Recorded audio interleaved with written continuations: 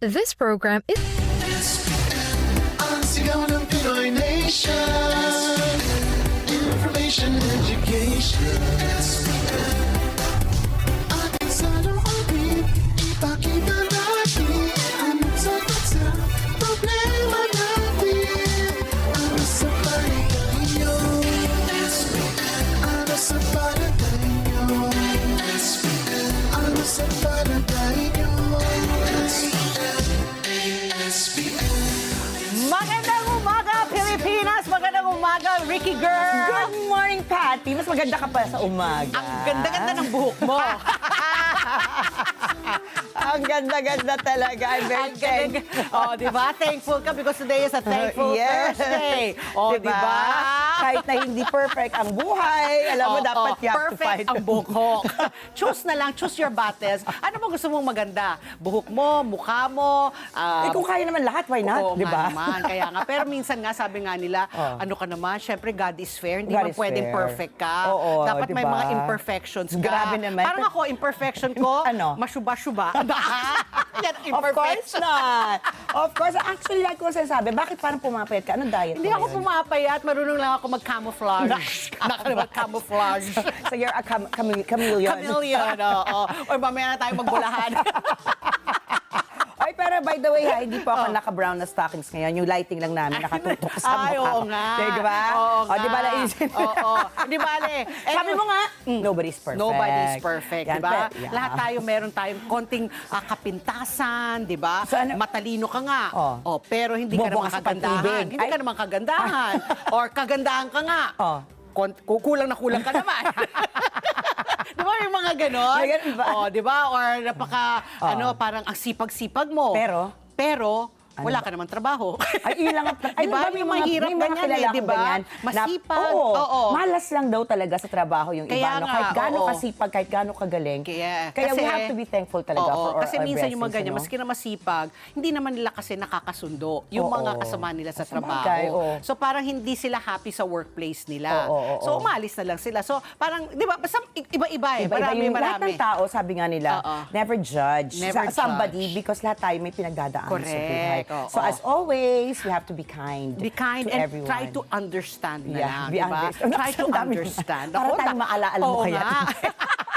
Gusto mo kasi mag-ito ng tahanan eh. Oo nga. Kasi sabi ko, nung nakikita ko yung plug kanina ng itong tahanan, sabi ko, ganyan na lang kaya gusto kong show. Very light. Di ba? Very light. Happy. Positive. Di ba? Puro mga good vibes. Kasi dito po, Puro di ba? issue. Puro issue. Tapos kailangan 3 issue para siksik yung pinag-uusapan Tama. natin. Di ba? Tapos araw-araw, iba-ibang tinatalakay Problema na natin. naman, ano? Tapos nakikita mo, iba-iba yung problema. Oo. Tapos dito sa trabaho natin, nagiging jaded na tayo, Tama, cynical. tama. Kasi Oo. parang, ay, narinig ko na yan. Oo. Parang take 500 na Oo, yan. nag-iiba lang, sabi mo nga, cast of characters Characters, lang yung nag-iiba nag-iiba, pero yung lang. issue Oo, pare-pareho. pare-pareho. Kaya nakaka-frustrate, pero syempre Oo. kailangan natin gawin yan para, di ba, kalampagin natin yung kailangan Correct. kalampagin. Oo. Ang mga mamamayan ngayon, di ba, Oo. akalain mo, di ba? Woke na sila. Very, di ba, Oo. lahat tayo talaga, parang nakabantay na kung anong mangyayari. Kailangan unawaan rin natin yung Oo, issue para alam oo. rin natin kung paano natin itatalakay sa ating araw-araw. Kung kailangan natin yung Oo. mag-ingay, whether sa social media yan, Oo. whether pumunta tayo sa kalye, Tama.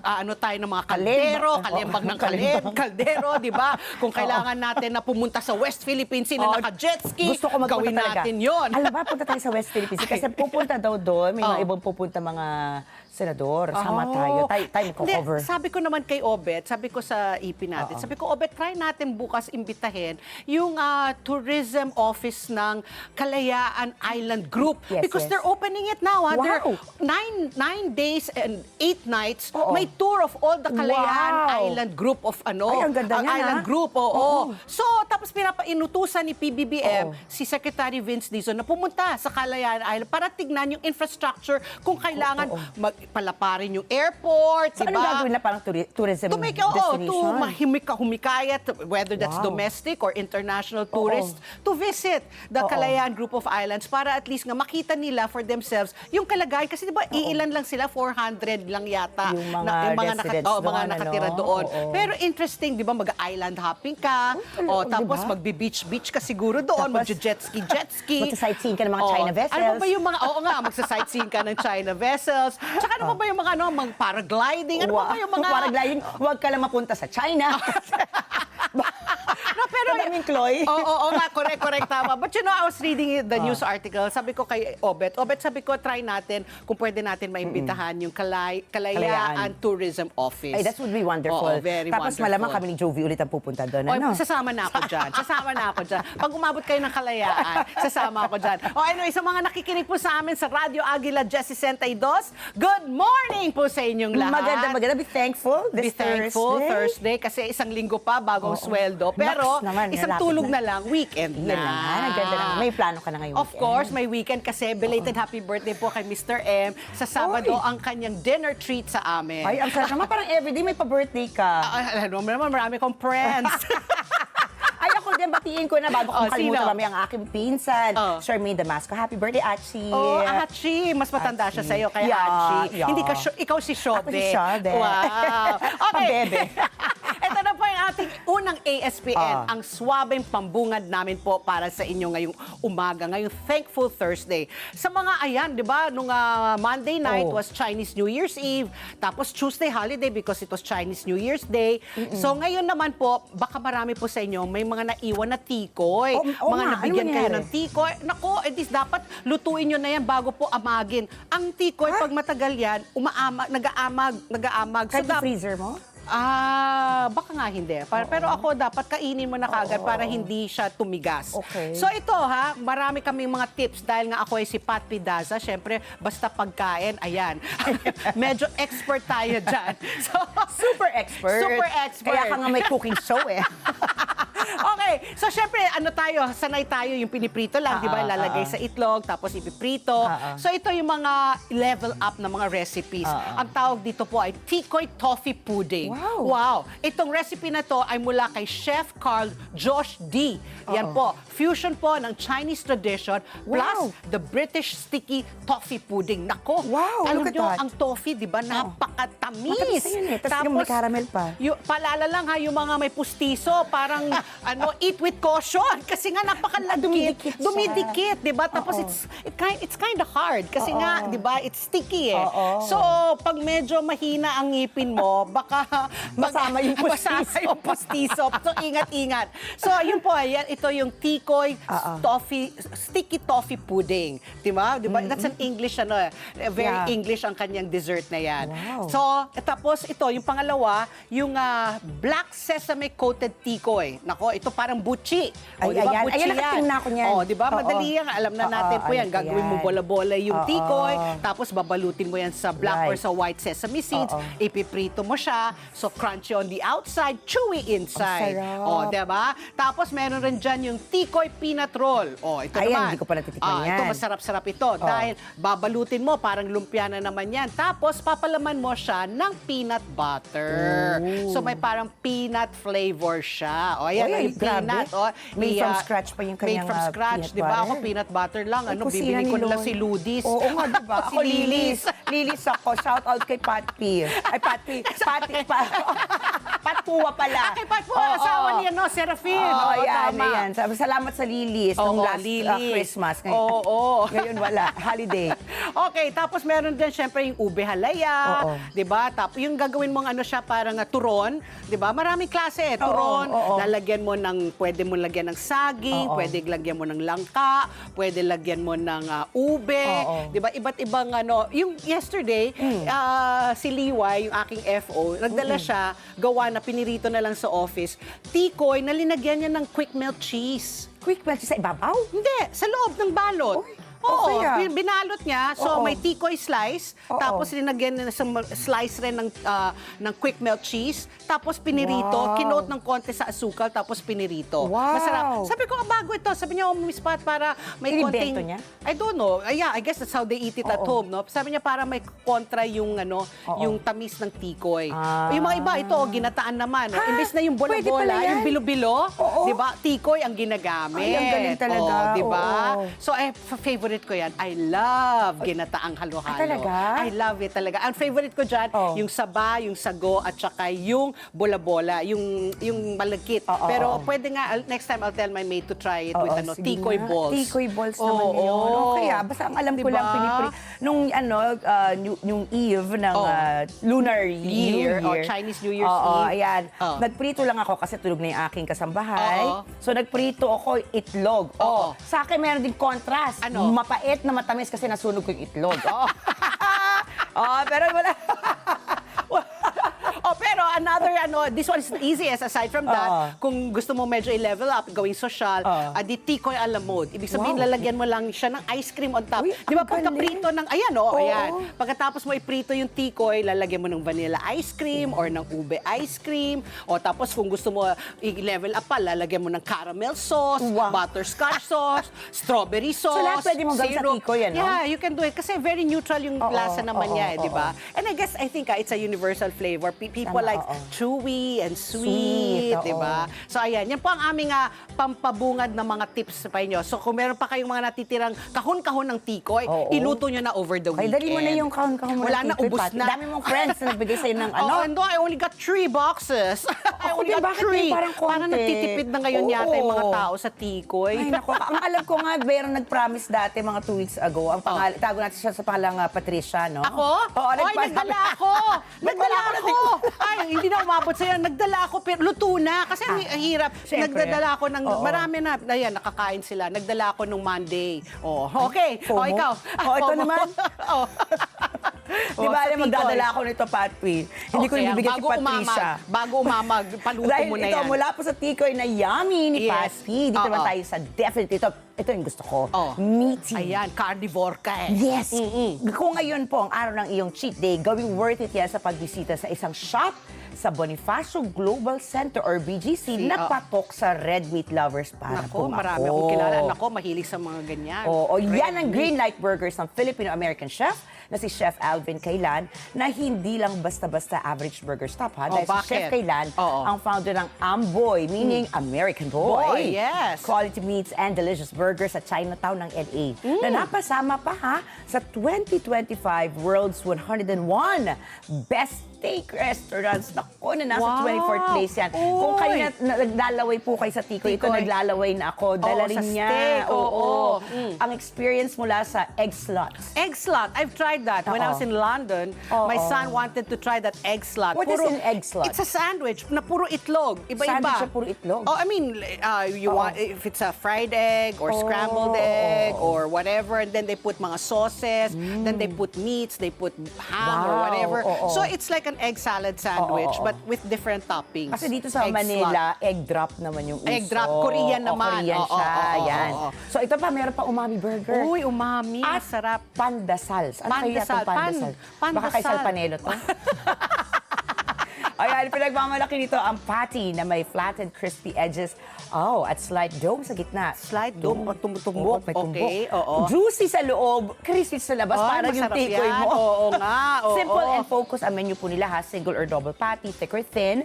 Plus, pumili na lang po ng 3 special sauces na inspired by traffic lights. Aba? Kaya green light siya. Ah. Ang red sauce na may sun-dried tomato paste, patis, Uy! muscovado, apple cider vinegar, mayo, and mustard. Nako, Yan yung imagaya pula. nga yan mamaya. Oo nga, yan yung Ang pula. yellow sauce naman ay may Dijon mustard, miso, muscovado, Oh, at matamis. mayo. Mayo, Samantala, ito na po ang green sauce, tarragon, cilantro, chives, at lemon juice para sa zesty cake. Mukhang gusto ko itong green. Ako rin, pareho Oo. tayo. Parang Diba? gusto ko cilantro Oo, eh. parang Mahilig ngayon, ako diba? sa cilantro. Parang fresh na. Oo, Oo. fresh. Tapos parang light na Oo. it will burst Oo, in may your kick. mouth. May kick. Oo! Oo. Pero nga, sige nga, pwede ba yan sa Grab delivery? Pwede, no? Pwede. Papagrab ako. Kasi wala akong tikman na tikoy. Ayan, dapat po Thursday ngayon matuto tayo mag-move on. Mag-move on Kung hindi nga kayo nabigyan ng naman. tikoy, move on. Oo, iluto nyo na lang. O bumili na lang kayo. Ayan po. O, ito naman, Patty. Oh, because Ito, favorite tingnan nga mo to. natin kung ano yung weather natin para kung pwede tayong lumabas at kumain or we stay indoors at magluto na lang ng Magluto na tikoy. tayo ng tikoy at magpa-deliver na lang ng burger. Oo. Alamin na po natin ang status ng ating panahon ngayon dahil shear line at amihan ang makakaapekto sa Pilipinas. Magdadala ang shear line na maulap na himpapawid na may kalat-kalat na pagulan at pagkulog, pagkidlat sa Caraga, Davao Region, Northern Mindanao, Sorsogon, Eastern Samar, Samar, Biliran, Leyte, Southern Leyte, Cebu, Bohol, Basilan, Sulu at Tawi-Tawi. Pinag-iingat ng pag-asa ang publiko sa posibleng flash floods or landslides, habang ang northeast monsoon o amihan ang magdadala ng maulap na kalangitan na may mahinang pag-ulan sa Cagayan Valley, Apayao, Kalinga, Mountain Province, Ifugao, Aurora, and Quezon, gayon din sa Metro Manila, sa natitirang bahagi naman ng Luzon at sa natitirang bahagi ng Visayas. Magdadala naman ang localized thunderstorms, ang isolated rain showers or thunderstorms sa natitirang bahagi ng Mindanao. At makararanas po tayo ng maximum temperature na 30.4 degrees Celsius mamayang alas 2 ng hapon at lulubog ang araw mamayang 6:02 ng gabi. Umiinit na, no? 30 Umiinit na, na, oo. oo. Dati nasa 27, 28, Oo, diba? Ang diba? sarap-sarap Umaakyat pa na, dati. kaya nga. Okay, magandang balita. This is official na po. Binuksan na po ang first ever salt research development facility sa Pilipinas. Siyempre, saan pa yan? Kung hindi dyan po sa asin capital of the Philippines. Do you know where that is? Pagkasinan ba yan? Very good! Ayan. Particular na po, to be exact, it's in the Binmali, Pangasinan. Tama ba, Binmali? or Binmalay? Binmalay? Binmalay. Wow. It sounds so social. Binmalay, Pangasinan. Ayun po. Siyempre, ang ating DOST Secretary, si Renato Solidum po, ang nanguna dyan po sa pagbubukas po ng ASIN Center na yan. At si Dr. Elbert Galas, ang presidente po ng Pangasinan State University. Ang ASIN, ito ang abbreviation po. Ang ibig sabihin ng ASIN ay Accelerating Salt Research and Innovation Center po, na tinatag sa ilalim po ng niche centers in the regions for research and development program. Ayan, ang nag-fund po niyan ay ang DOST sa halagang, daming pera ng DOST, 93 million pesos. 22 million pesos naman po ay mula sa Pangasinan State University. Oo. Team effort daw ito ng kasama po ang Marcos State University, Don Mariano Marcos Memorial State University, at ng President Ramon Magsaysay State University. And of course, ang ating gobyerno po at industry partners ang nakilahok po dyan. Sama-sama po sila nag-ambag-ambag dyan para po may patayo yung ASIN na yan. Ano ang target po ng itong ASIN? Siyempre, una, gawing self-sufficient po ang Pilipinas sa ASIN. Kasi nag-i-import pa tayo ng asin. Diba? And to think we are a coastal nation. Ilang 34,000 kilometers yata Of, ang ating coastal, Tapos di ba? nag-i-import tayo ng asin. Nag-i-import tayo ng asin. Tapos, syempre, gawin po, i-upgrade yung ating traditional salt making methods. Gawing mas climate resilient at sustainable ang asin, ang salt production. I remember when I was a kid dati, pag napupunta kami papuntang south, dyan sa mga Batangas, Cavite, ang dami pang mga salt farms. Talaga? Wala na. Ngayon, syempre, mga subdivision na yan, mga malls na. Pero talagang dati, wala pa syempre yung mga North Tollway. Wala pa yon. Puro asin talaga. Puro asin talaga. Dyan sa mga Cavite. Ay, Yun. oo, Di ba? oo, Remember, tama, marami tandaan ko yan. pa. Oo. Ngayon, wala na.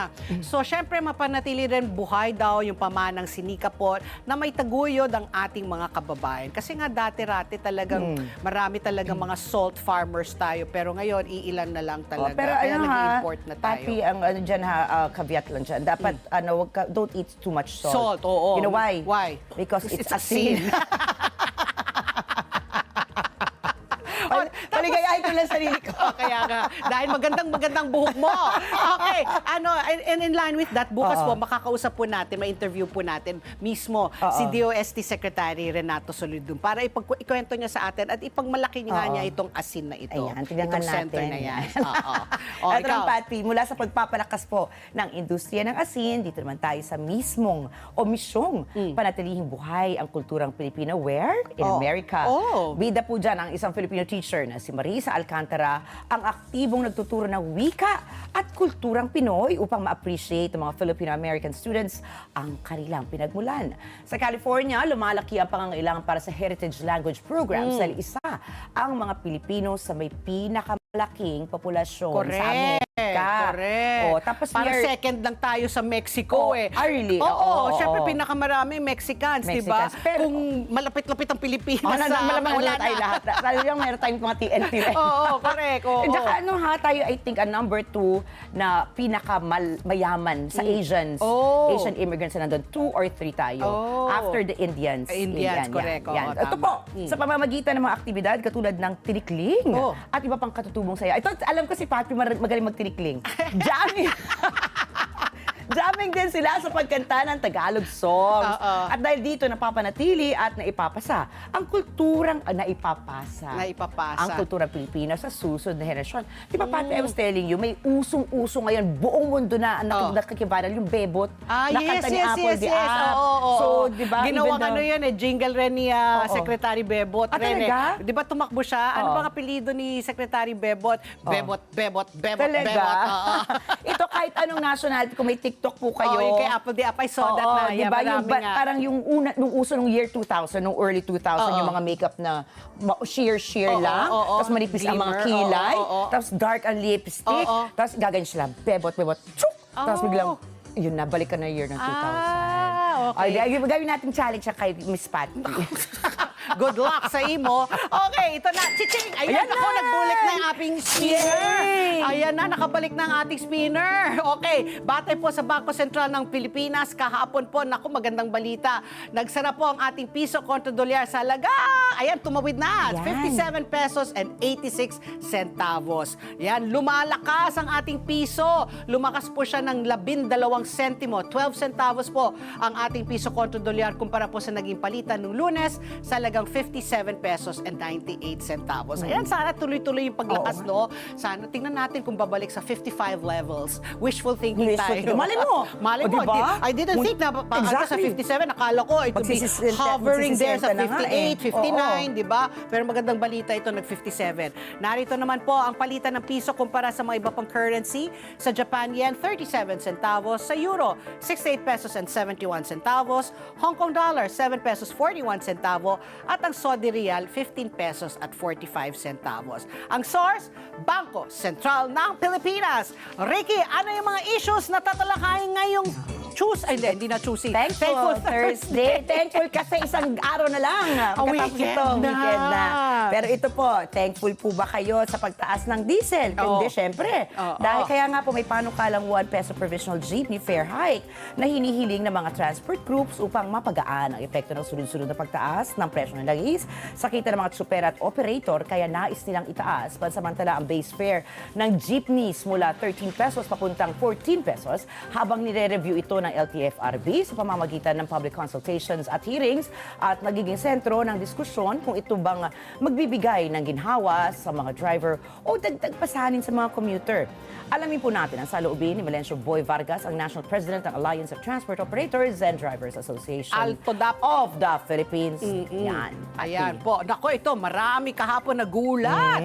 Diba? This was all over the news. Inanunsyo na po ni Vice President Sara Duterte na tatakbo siya bilang Pangulo po ng Pilipinas sa darating na halalan sa 2028. Hindi naman Nagulat ka pa ba? kinagulat. Hindi ako nagulat. Nagulat lang ako sa Oo. sobrang aga-aga. Oo. Diba? Hindi ko akalain na ganitong kaaga. Oo. So, inanunsyo po ito sa gitna ng mga kontrobersiya. Kabilang na po yung 4 na po na impeachment complaints na Tama. nakasampa po laban sa kanya. Kasi may Oo. humabol pa kagabi. Ayan, humabol si Attorney something. Si Attorney Cabrera. Yan.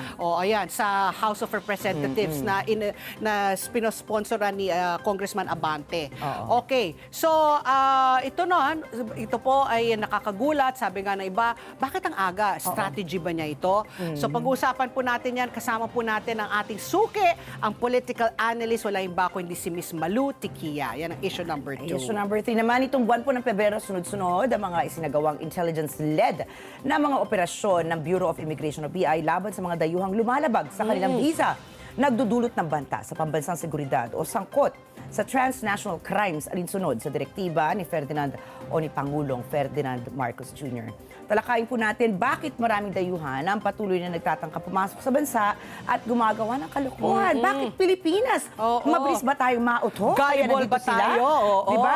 Ano po ang ginagawa ng BI ukol dito? Kaya kasama po natin mamaya ang ating suki din na si Ms. Dara Sandoval, ang spokesperson ng Bureau of Immigration. Kanina BI. when you were talking, Oo. pinakita natin yung isang picture ng isang Chinese, actually Mongolia siya Mongolian, Mukha oo. siyang Mongolia, galing siya sa Mongolia. Alam ko, muntik ka na. Muntik-muntikan! Baka pareho tayong dalawa mapunta sa office ngayong umaga. Galing siya sa Mongolia. Tapos, nag-enroll siya sa isang flying school. Oo, tama. Tapos, sinumbong yata siya. Kaya mamaya kukunin natin yung detalye. Kasi Oo. kumukuha siya ng picture ng aerial shots daw ng mga airport. So, parang Spy daw siya? dinakip siya. O parang yun Spy pala. daw siya. He is a spy because he is connected pala with the Chinese military group. Grabe naman. Ah. O baka naman gusto lang yan ng souvenir. Souvenir. Kaya nagpipicture-picture. Oo, O di ba kami ni Jovi, oo. like kami nag-picture-picture. Picture. Eh, hindi ka naman mukhang spy. Kala mo lang yun. Kaya magaling ako ng spy. Okay. So yun po ang ating 3 issues ha. Very interesting lahat pong pag-uusapan natin as usual. Siyempre, hindi naman kami magdi-discuss ng mga boring-boring. Siyempre, hindi pwede yan. Hindi pwede yan. Kung hindi, tutulugan tayo. So kailangan gising-gising. Yes. Okay. So ito ang ating question of the day bago po tayo mag-commercial break. Nakahapon po, nagdeklara na nga po ang ating Vice President, pangalawang Pangulo, walang iba kundi si Sara Duterte, ang kanyang pagtakbo bilang presidential candidate para po sa 2028 presidential elections. Ito po ay sa gitna ng napipintong pag-usad nga ng mga 4 na impeachment complaint laban sa kanya. So, kaya ang aming tanong, ito po, anong inyong opinion sa pahayag ni VP Sara Duterte sa pagtakbo bilang Pangulo sa 2028? Ay, pero- Your comments. Ang comment ko, una ko napansin yung buhok ni VP Sara. Oh, Kasi bakit? ayan yung ni-request ko na buhok ngayon. na hindi na- Ako naman, nung Kasi yan yung buhok ko kahapon. Yan, buhok mo kahapon. Sige, anuin mo na, bitayin mo na patiwari yung hair and makeup mo. And ako naman, napansin ko, she was wearing all black. Sabi Oo. ko, yan bang magiging color niya? Color Campaign niya. color Kasi niya? usually, di ba, green siya eh. usually there's a psychological Yes. a strategy. Yes, puti. for the color. No, usually puti. Diba, Kapag parang halimbawa neutral. nagde-declare ka, Oo, parang purity of purity. intentions. Ayan yung psychological campaign strategies usually. Kaya itong black siguro parang Nagluluksa? fighter. Hindi, parang feeling ko fighter Ako ba naman siya? nagluluksa. Na ready for war? Parang ganun ba ang ano niya, di ba? Oh, yan ang gusto ko. Mamaya tanungin natin kay Miss Malu kung ano ibig sabihin ng pagsuot niya ng itim. Oo, at least ikaw pure and ready for war. Hindi, black and white. ako. So mag-comment lamang po kayo sa aming Facebook account. Hanapin lang niyo po ang Net25 News and Information at makibahagi po sa aming talakayan online. At magbabalik pa po ang ASPN. Ano sa palagay niyo? Sigaw ng Pinoy Nation.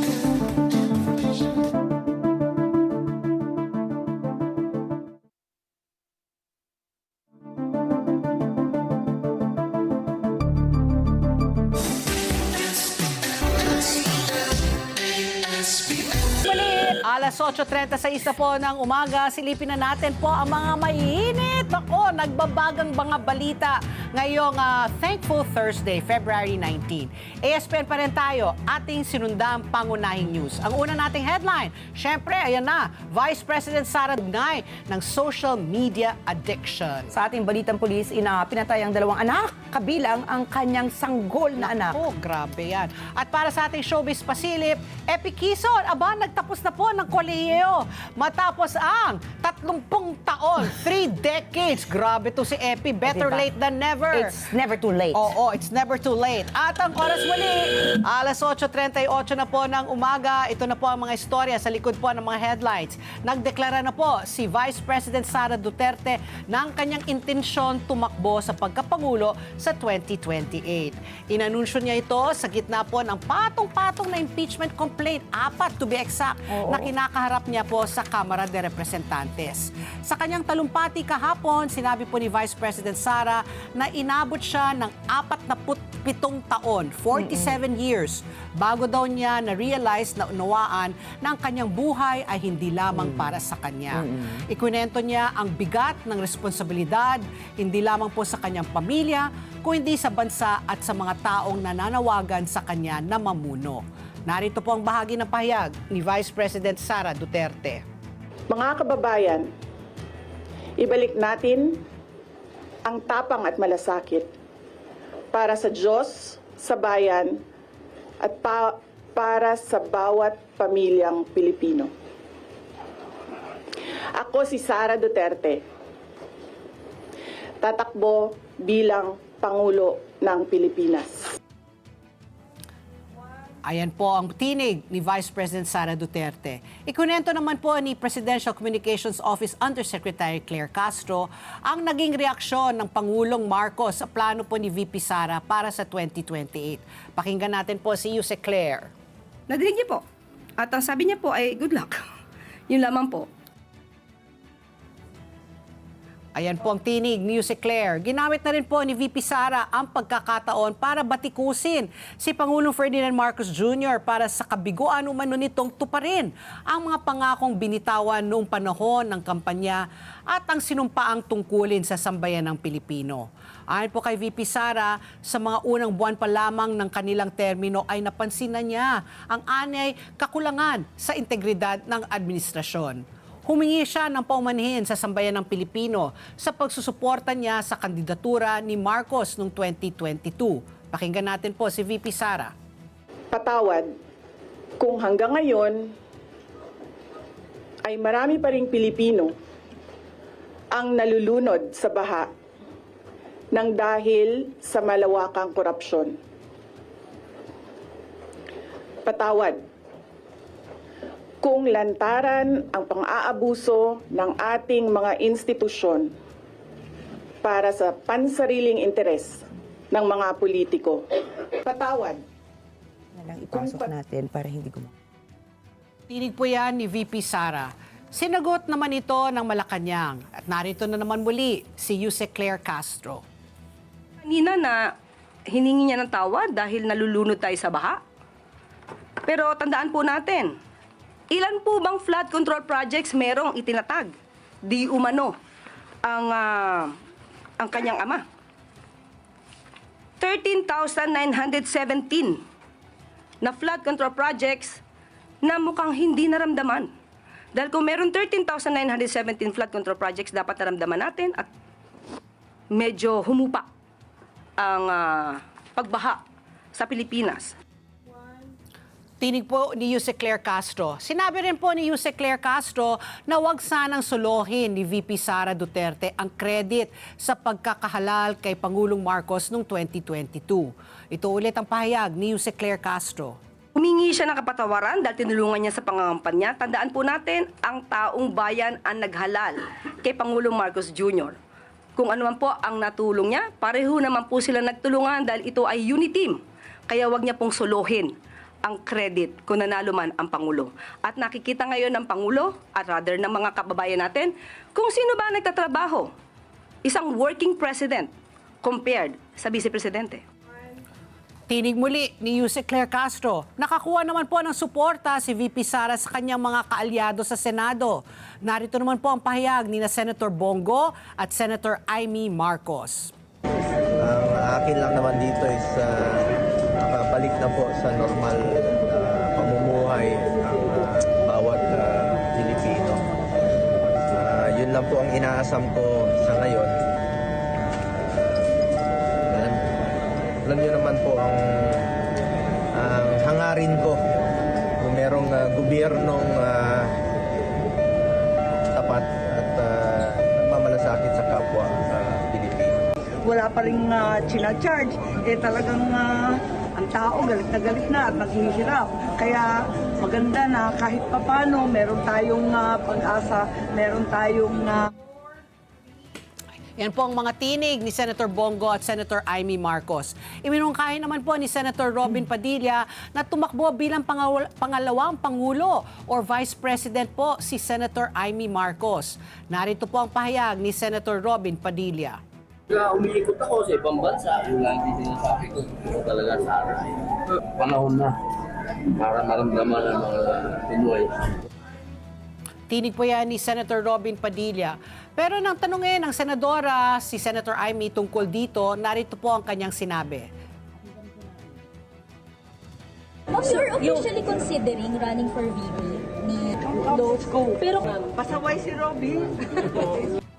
Tinig po yan ni Senator Amy Marcos. So tinanggi niya na siya tatakbo bilang Vice President ni Sara Duterte. Ang binubuong United Opposition naman po, wala pa rin daw silang napipiling standard bearer para sa 2028. Target po ng United Opposition na makapili na i-anunsyo ang kanilang kandidato bago matapos ang taon hanggang sa unang quarter po ng 2027. At saka pag-uusapan daw ang kanilang magiging strategy para talunin si VP Sara. Narito po ang pahayag naman ni Senator Risa Ontiveros. Common values na nahanap namin sa aming hanay, no? Yung pagnanais para sa anti-corruption and good governance, yung pag-grow at pag-share ng bunga ng ating mas malakas na ekonomiya, isang tunay na Yan po ang tinig ni Senator Risa Ontiveros. Grabe no, ang aga, no? Nangangampanya na, mangangampanya. Usually 1 year before the presidential elections, di ba? Kasi sabi nga nila, based on parang what happened before history, if you declare so early, you're giving your the opposition ammunition to destroy you. And it is so opposite kung anong ginawa ng tatay niya. Yung tatay niya, last minute, diba, substitution. Nag-deny pa at first na hindi daw siya tatakbo. Tapos biglang, whoops! So ito, ang aga-aga. 2 years and 3 months pa. Tapos nag-declare na. Kaya So, di ba narinig mo yung sabi ni Tatay Digong, yung winarningan siya na ang pagiging presidente ay hindi para sa babae. Dahil iba daw yung... Ang galawan, Oo, syempre. galawan. Baka alam mo, malungkot. Mag-iba yung pananaw sa buhay ni VP Sara. But anyway, ito naman po, tungkol pa rin dyan, naniniwala naman ang ilang mambabatas na inanunsyo ni VP Sara ang plano nitong pagtakbo sa pagkapangulo sa 2028 para takutin ang Kongreso. Ayon kay ACT Teachers Party List Representative Antonio Tinio, malinaw na kalkulado ang tiempo ng anunsyo na itinaon bago masimulan ang proseso ng impeachment laban sa kanya. Hinala ni Tinio, iniisip ni VP Sara na matatakot ang ilang kongresista dahil tatakbo siya sa pagkapangulo. Naniniwala naman si Tinio na hindi ito magiging epektibo. Nanindigan din siya sa lakas ng mga basyahan para sa impeachment ni VP Sara. Kagabi, isa na ng mga impeachment complaint ang inihain laban kay VP Sara. Ito po ang ika-4 na reklamo laban sa kanya. Isinumite ito ng abogadong si Nathaniel Cabrera sa opisina ni House Secretary General Cheloy Garafil.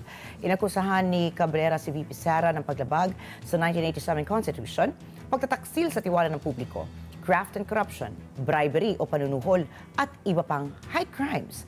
Inendorso ni na Deputy Speaker Paulo Ortega at Manila Representative Bienvenido Abante Jr. ang nasabing reklamo.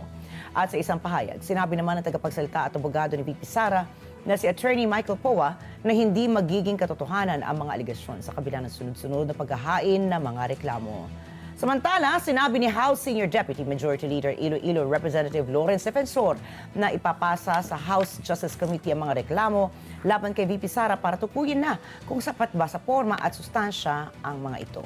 Daraan umano sa mas mahabang ruta ang mga impeachment complaints dahil mukhang malabo anyang makakuha ng 1/3 na boto mula sa Kamara para otomatikong ma-endorso ang mga ito sa Senado. Yan rin ang mga haka-haka ng iba Kaya nagdeklara siya ng maaga. Kasi alam niyang winnable candidate siya Siya yung very strong, di ba? Sa mga survey, siya yung pangalan niya talagang nangunguna. Kaya parang nagpo-posturing na siya, parang ayan may impeachment complaint ako. So kung kayo ay boboto laban sa akin at ako'y mananalo, Oo. 'di ba? Tingnan natin. Tsaka hindi pa rin mga, di ba, 30 million plus votes. Oh, ang 36 yata siya, si higher PBBM pa than 33. than, Oo, parang BBM, ganyan. diba? So, Oo, 'di ba? So abangan ako, it will be a very interesting election year pagdating po ng 2028. At ang oras, alas 8:47 na po ng umaga at kasama na po natin sa linya ang una natin panauhin, ang ating laging nakakausap, si Kaboy Vargas, ang presidente po ng AltoDAC. Ayan, magandang umaga po, Kaboy. Kamusta po kayo? good morning, sir. Ay, magandang umaga po, Ma'am Pat at Ma'am Ricky at sa inyong taga-subaybay, taga-pakinig. Magandang umaga po. At okay naman po ako. Okay, buti ka pa. Okay. Kami po nagrereklamo na po sa sunod-sunod na pagtaas po ng ako diesel ako tsaka gasolina. Ang diesel, if I'm not mistaken, parang 8 linggo na ito pagtaas, 'di ba? Tapos ang diesel, ang gasolina yata pang-6. Pero Kaboy, ito, nabuhay ulit na naman ang inyong petisyon ng provisional rate hike, no? Para po kasi nga sunod-sunod yung pagtaas po ng diesel na yun ang gamit, no, ng karamihan po ng mga traditional jeepneys. Ano po ang estado po nito? Ano na naman ba to? Hearing na naman? Aabot na naman ba ng 6 na buwan bago kayo pagbigyan? Ano na yung estado po?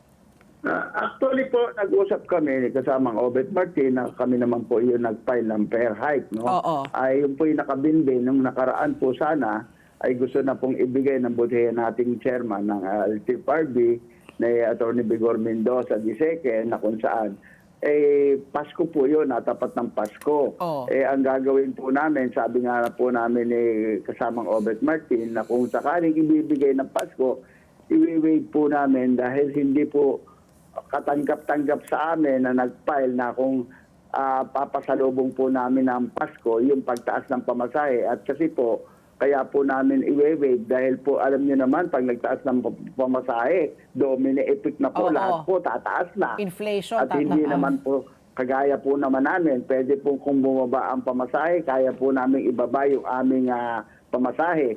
Pero kung tumaas na po yung lahat ng bilihin, ang mga spare parts, lahat na po na pag tumaas, hindi na po bababa. Oo. Okay. Hindi po ba? Oo. Kaya nga po ngayon, ang plano po namin, kausapin namin ang butihin nating chairman at ang DOTR na baka naman po sa itong 7 taas na ng diesel, baka po mapagbigyan na kami doon sa aming hinihiling na provisional increase na piso para po yung nawawala sa ating mga driver ay maibsan po, mapunan po ng konti. Kahit po hindi sapat, okay na rin po kami doon para po yung nawala sa amin ay meron pong panapal. Okay. Okay. Kaboy. Kaboy, opo. Ito po ba yung itong dagdag piso na nga ito, di ba napakalaking bagay din po niyan para sa mga ordinaryong Pilipino, lalo na nga may nakapanayan po tayo na sabi, lalo na kapag balikan ka, di ba, yung piso It mo adds malaki up, din. oo. Oo, lalo na kung low income family ka nang gagaling. Ito po ba ay kinonsidera din ng inyong grupo? Ano po yung magiging tugon ninyo sa mga reklamong ganito? Kasi po, yun sa amin lang po, kaya nga po. Pero kung tutuusin po, yung piso po, hindi talaga sapat yun. Kabilang po, ang gusto lang po namin, na ayaw rin naman namin pong mahirapan yung ating mga mananakay. At yun nga po, ulitin ko, yan pong pagtumas po yung pamasahe, talaga pong magiging domino effect na naman. Kaya nga po, pinag-aaralan namin mabuti na hindi kahit na po kami naman mga driver, yung ating mga katsuperan, talaga matyaga po kami kahit unang-una po, kahit na wala na po kaming maiwi dahil ang hanap buhay po namin ay iyan. Magtsatsaga po kami, kukunin na lang namin po doon sa mahabang oras sa pagtakbo. Ayun, oo. Kaya nga po, talagang sa ngayon po, talagang pag-ikot po namin, gaya ko po, tinatanong ko yung mga driver na makakasapian ko, talagang hirap na po sila. Kaya nga po, nagpapasalamat din kami sa pabuti natin chairman, magpapatawag siya uli po ng pagpupulong na kung saan tatalakayin po namin itong provisionary increase na pisong hinihingi po namin.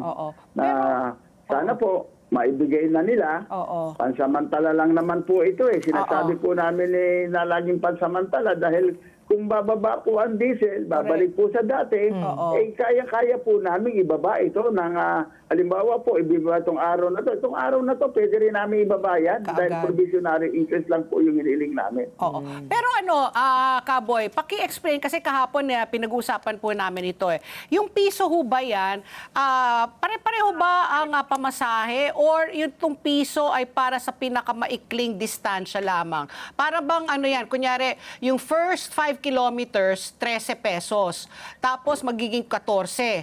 Ngayon po, doon lang ho ba tayo magtataas o pag humaba po ang inyong lakbay, may karagdagan pa po yan? Paano paano po yung piso? Pag sinabi pong piso, yun po yung dapat ng LTFRB. Kasi kami po, pag sinabi namin piso, yun po ay para sa lahat na kung saan mahabat ang rota po, piso provisionary increase po. Wala po naman kaming sinabi niya na dagdagan ng per kilometers So yun po yun. Hindi po namin sinama yung pagkalakpas po pagkatapos po ng per 4 kilometers, may additional. Hindi kundi ang hinihingi lang po namin yung provisionary increase na piso lang po. Halimbawa po, kung halimbawa ang 15 peso, ngayon po 13 kami sa traditional jeep.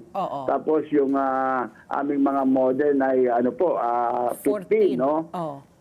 Yung pong traditional na pag piso po ang sinabi, yung pong 13 magiging 14. Tapos yung pong yung pong modern jeep, yung sinasabi natin na 15 magiging 16 po. Okay. So walang kinalaman po, basta sa ruta lang po ang dagdag na piso. Hindi po yun na Yun po sa provisional increase na hinihiling namin. Okay. Sige So po. halimbawa, iklaro natin So halimbawa po, nag-umpisa ako ng 13 pesos mula halimbawa dito hanggang Visayas Avenue mula sa Central hanggang Visayas Avenue, kunwari 10 pesos yan. So magiging 11 pesos. Paano po pag mula Visayas Avenue, papunta po ako ng Quezon City Circle? Ganun rin. Ganun din, hindi na madadagdagan. Hindi na. So yun Parang lang, base fare. Yan. Base fare. Tsaka wala nang 10 piso. Wala na. Base fare na 13 pesos. Hindi, lang yan, sample lang. Para ma-round off agad. Baka may makarinig sabi ni Ricky 10 pesos. Hindi, kanto ng Central Avenue, papunta ng Visayas, o di 3 hakbang. Okay, ano katanungan mo pa? Ito po kasi lagi natin pong sinasabi na ina-assure po natin yung publiko na provisionary lang ito. Ibig sabihin po na provisionary, kapag bumaba na halimbawa yung presyo ng langis, bababa din po ulit yung ating pagsingil sa pamasahe, di po ba? Pero historically po, medyo natatakot po yung publiko kasi ilan ba yung talagang sinasabi natin provisionary na naging permanente na? Kasi ayun po yung agam-agam ng iba din, sinasabi ngayon provisionary, pero naging permanent na po siya na price hike. May datos po ba kayo, Kaboy? Kasi yan po naman sinasabi natin na yung mga pinag-uusapan po, depende po sa LTFRB yan. Dahil may board po na pag-aaralan pong mabuti yan, tapos may dadaan pa po sa NEDA yan. Kaya nga po kami po, totoo lang, hirap na hirap din po kami mag-file ng per hike. Dahil unang-una, kami nakatali po doon sa deregulation law natin Pero samantalang yung yung mga oil companies, hindi naman sila deregulated kami po, pag sinabi mong kailangan mag-file ka ng per hike. At kagaya po niyan, ilang taon na yung aming per hike na ipinail na yon. Napalitan na nga si Chairman Guardis. Ngayon, yung pa rin yung ipinail namin. So Yun po yun. Doon po kami nahihirapan dahil kasi dumadaan po kami sa hearing at dumadaan pa po sila sa consultation sa NEDA, dadaan pa po sa DOTR. Okay. So, Kaboy, tanong ko lang, kasi nga cyclical po yung fare increase natin, So, masasabi niyo po ba na gumagana pa yung business model ng ating mga jeepney? O kailangan na pong palitan at, maybe we can consider other alternatives pa para hindi po kada pagtaas ng presyo, di ba? Maghihiring na naman tayo. Parang paulit-ulit po siya. Wala po ba kayong maisip na ibang alternatibong sistema po? Kasi, kumbaga, yung business model po natin ngayon, parang hindi na gumagana dahil nga lahat tayo sumasakit pa ang ulo. Yan, mayroon po kayong mga consultations na gagawin ulit, makikiusap po ulit kayo, alam mo yun, mangangamba ulit yung publiko. Meron po ba kayo naiisip na long-term solution naman po? Totoo naman po yan, pero dapat po siguro talaga ang gumawa po niyan, unang-una, upuan ng transport at saka ng LTFRB at ng DOTR. Para po meron naman po dating ipinail dyan or merong ginawa ang LTFRB na kung tumaas ng ganito, tataas na rin ang dapat ng ganito. Matik na kumbaga. Pero hindi po, nakabinbin lang po yun. Baka siguro po, yun ang gusto namin pag nagpulong po, baka yun ang i-take up namin sa ating butihing chairman at sa DOTR po kung sakali. So pag kakausapin namin ng DOTR at saka yung LTFRB, natignan po na para hindi na rin po kami parang namamalimos lagi. Yun po yung sa amin Kaya nga po kami na mga transport leader, talaga po nagtsatsaga kami, nakikipag-ugnayan kami. Pero in fairness naman po sa ngayon, madali naman pong kaugnayan ng ating buting chairman, Atty. Vigor Mendoza II, at saka po yung ating secretary, naunawaan naman po niya kami. Pero siyempre, kami rin po, inuunawa din po namin yung mga mananakay natin. Kasi ang nakakatakot lang dito, Mampat, Ricky, ulitin ko, yung domino effect nito pong pagtaas. Ang isang masakit nga lang po nito, pag tumaas na po, lalo po ang spare parts, hindi lang po natututukan yan ng DTI. Dapat yung DTI, tutukan po yan. Pag po tumaas, ay hindi na po yan bababa. Hindi po natututukan yan. Hindi po kagaya namin na kung sakaling bababa, pag sinabi po, halimbawa, nag-stable na uli, yung diesel, pwede po namin baba yung aming pamasahe, pero sila po hindi. Kahit po yung mga bilihin, hindi po natututukan. Yan dapat po ang gawin ng gobyerno. Natutukan po yan na sana pag bumaba ang pamasahe, ibaba rin nila yung mga bilihin. Correct. Nako, sige po, Kaboy. Martagal na natin po pinag-uusapan po ito. Yun na nga, sana dapat nga automatic rin yung matrix, yung fair matrix.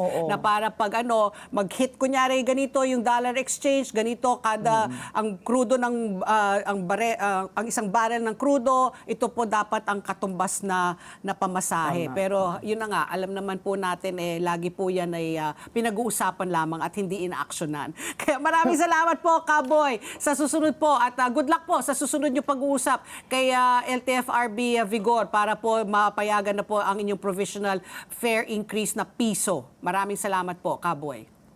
At maraming salamat din po sa inyong dalawa at mabuhay po kayo. Mabuhay rin po kayo, Kaboy. Yan po, si Kaboy Vargas po ng AltoDAP. At ang oras, alas 9 in punto na po ng umaga. As King's Empire Corporation celebrates its 7th anniversary, may 1 milyong pasasalamat raffle promo po ang handog para sa inyo. Ang King's Empire Corporation 7th anniversary celebration, 1 million na papasalamat, balik lakas, balik sigla, hatid ay pag-asa at saya Raffle Bonanza 2026. 5 lucky winners po ang mananalo worth 1 million po na cash prizes ang kanilang ipamimigay. Mayroon pang 21 consultation prizes ang magkakatanggap po ng business package of King's Empire products. Bilang pasasalamat po sa 7 taon ng tiwala at suporta, ito'y para sa inyo. Kaya bumili na po kayo ng King's Herbal Plus, Empire Coffee at Scents by Savalgar. Promo runs from March 3 to November 30, 2026 with the grand draw on December 8, 2026. At para po sa karagdagang katanungan, bisitahin lamang po ang kanilang official Facebook page na ang REH King's Empire Corporation o ang King's Herbal Plus. Balik lakas, balik sigla, hatid ay pag-asa at saya. King's Empire! At ang oras, alas 9:01 na po ng umaga at magbabalik pa po ang ASPN. Ano sa palagay nyo? Sigaw ng Pinoy Nation. Information and education. ASPN. Oras, alas 9:03 na po ng umaga. Tuloy-tuloy pa rin ang ating pagbabalita. Pinili po ni dating Pangulong Rodrigo Duterte na hindi gamitin ang kanyang karapatang humarap sa personal man o sa pamamagitan ng video conference sa International Criminal Court para sa confirmation of charges hearing sa susunod na linggo, February 23, 24, 26, and 27, if I'm not mistaken. Ipinarating ng kanyang abogado na si Nicholas Kaufman ang nakasulat na hiling ni Duterte na huwag nang dumalo sa pagdinig sa Lunes, February 23. Nakasaad sa naturang written request ang paninindigan ng dating Pangulo na hindi kilalanin ang jurisdiksyon ng ICC.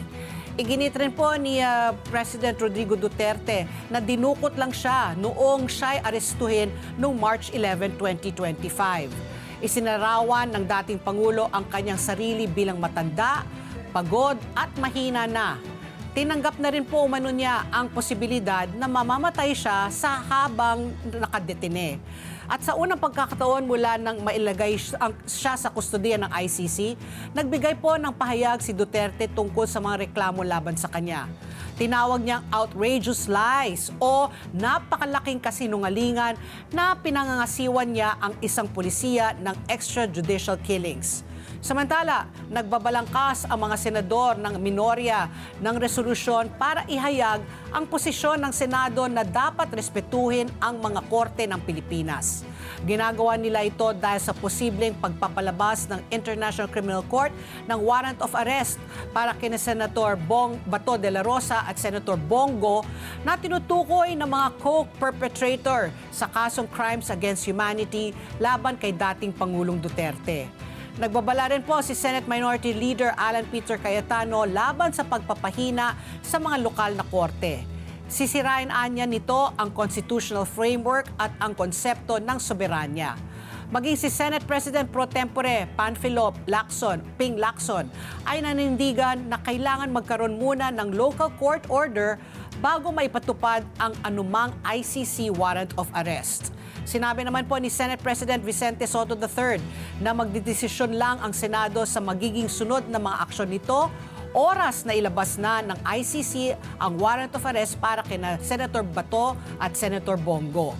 Hihintayin naman po ng Department of Justice ang desisyon ng Korte Suprema sa mga nakabinbing petisyon bago ito maksyon sa posibleng ICC warrant para sa dalawang senador. At ayon po kay DOJ spokesperson Polo Martinez, nasa proseso pa rin ng review o pagrepaso ang mga tanong kaugnay sa pag-aresto at pagsusuko kay dating Pangulong Rodrigo Duterte sa ICC. At ang oras, alas 9:06 na po ng umaga at kasama na po natin sa linya. Ito po ang ating suking political analyst, si Miss Malu Tiquia. Magandang umaga po, Miss Malu. Welcome back po sa ASPN. Good morning, ma'am. Magandang umaga, Pat. Magandang umaga, Ricky. Magandang umaga sa inyong tagapakinig at nanonood. Ayan, Miss Malu, syempre napatawag kami. Kahapon, laman po ng balita po, lahat, no, yung pag-anunsyo po. Formal siyang pahayag. Yung kagulat-gulat sa panahon, depende yon sa kung ano ang kailangan mong gawin. Usually, sa presidential announcement, meron kang kailangan mo ng 18 months para ayusin lahat ang dapat ayusin. Yan ay papatak ng December 2026. Ngayon, nagkaroon siya ng 28 months. No? Yeah. 10 buwan ngayon, 12 buwan next year, at yung 6 months going into the election day. Yeah. Nagulat ako dahil nung ginawa niya, kung titingnan mo, wala dun yung seal ng Vice President, Yes, at wala yung tinanggal. flag ng Vice President. Correct, oo. Tapos nakakulay siyang itim. Opo. Oo. Hindi ko actually siya nakita kasi on the way back ako ng Manila. Nakita ko lang yung transcript itself. Yes. So hinintay kong makita kung paano niya dineliver. At seryoso ang kanyang delivery. At may pagka cold-faced yung mukha niya nung dinideliver. Ako, ang tingin ko kaagad doon, seryoso na ito. Na gusto niyang bigkasin ng ganitong kaaga. At para rin siguro masagot na niya talaga yung hinihingi ng kanyang mga supporter. Na magkaroon ng leader, magkaroon ng muka, ang anti-Marcos bloc. Opposition. Sinasabi kong anti-Marcos kasi napakagulo nung mukha ng oposisyon. Diba? So, very clear, anti-Marcos bloc yung kay BP Inday. Okay. Pero Prof, what about the timing po? Kasi alam naman natin na 4 na po yung nakabinbing impeachment complaint laban po kay VP Sara. Sabi po nila parang nananakot, pwede po sa posturing din ng pananakot sa mga kongresista.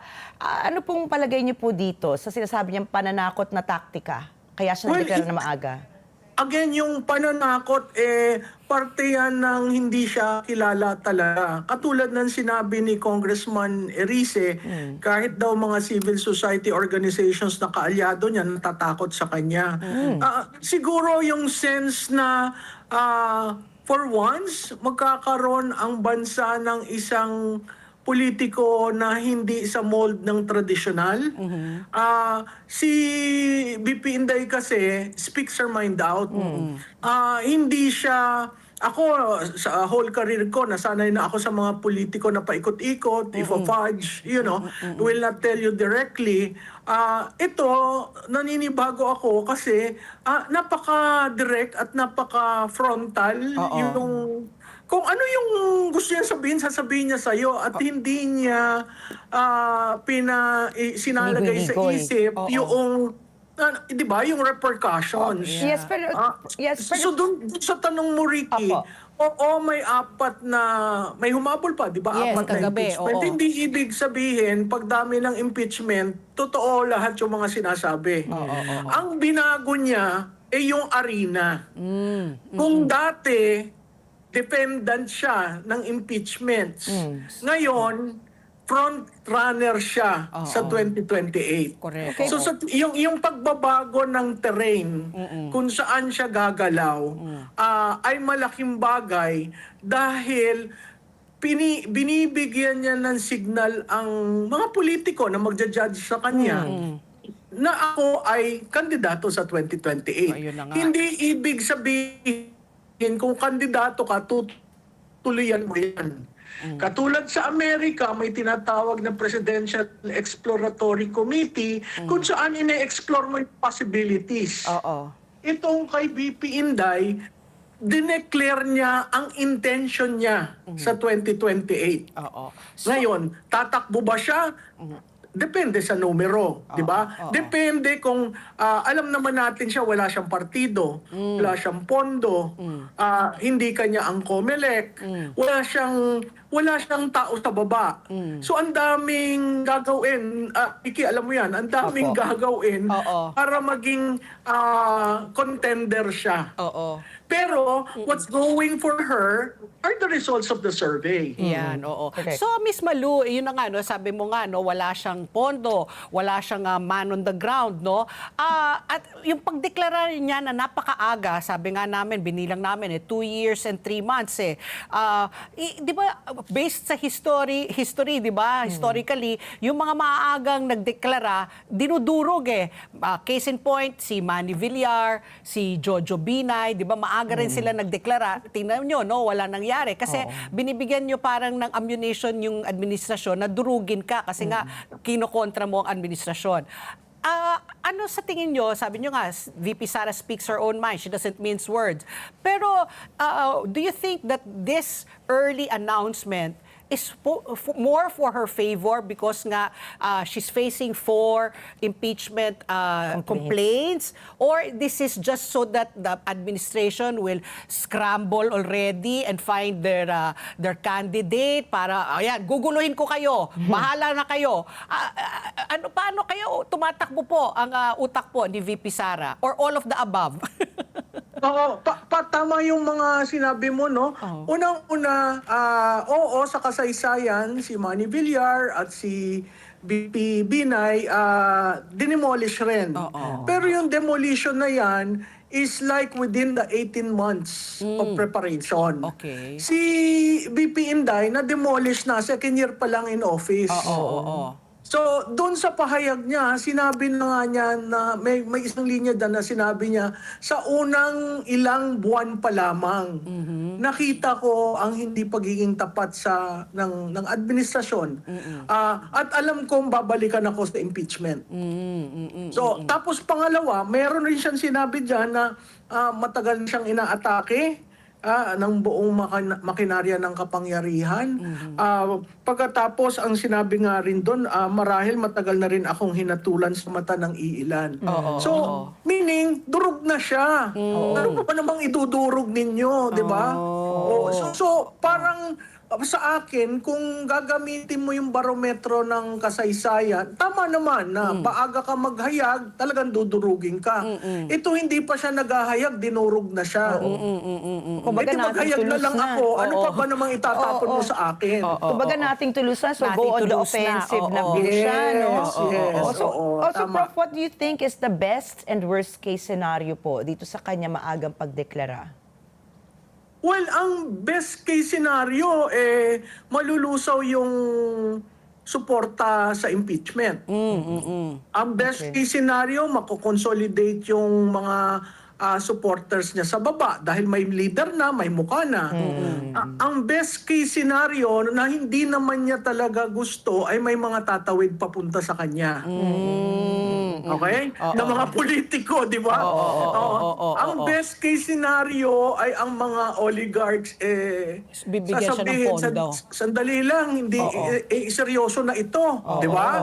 So medyo mag-aalangan sila. Bakit? Kasi lahat ng surveys pinapakita na siya ang frontrunner. Correct, Oo. Malaking bagay yon sa time series kasi kung ikaw ang frontrunner, bumababa ng konti pero nakaka-recover. Malaking bagay yon. Ang worst case scenario, tapusin ko lang, no, ang worst case scenario ide-demolish pa rin siya. Ang balita ko, 2 months siyang ide-demolish sa House bago paakyatin sa Senado. Wow. Ano pa ba naman demolition ang gagawin mo? Di ba? Kumbaga sa English, pulp dry na. Yeah. And then you send the father abroad. So essentially wala siyang hahawakan kundi titindig siya sa sarili niyang lakas. Yun. Yeah, I agree. Pero Miss Malu, ito, no, kanina may report kami, no, si Senator Robin Padilla, hinihikayat niya si Senator Amy to be the vice president candidate naman. Sabi niya, it's about time, women power, ganyan-ganyan. The reality, kasi syempre kailanganin po ni President Sara Duterte, no, pumili ng vice presidential candidate. Or of course, that's also an option that she doesn't have to. Pero ano po, sa tingin niyo po ang magiging, sabi niyo nga, wala pa siyang partido. Sino mag-a-adapt sa kanya? PDP laban, yung sa tatay niya. Kasi yung kanyang partido parang regional lang yata, no? Hindi pa naman siya yung ano. Pero sino kayang pwede niyang lapitan or sinong magandang candidate pang vice president to ensure her victory, to help her also, no? To get the presidential, to get to the presidency. Alam mo, katulad ng mga naglabasan kagabi, sabi ko, may pairing na, may tandem na. Gadong katindi yung pahayag, no? Correct. Dun sa tanong mo, strategic ang isang Amy Marcos. Kasi northern yan So, kumbaga, hindi mo, anti-BBM ka, pero yung kapatid, kaalyado mo. Pero sa tingin ko, yung base niya may not favor that.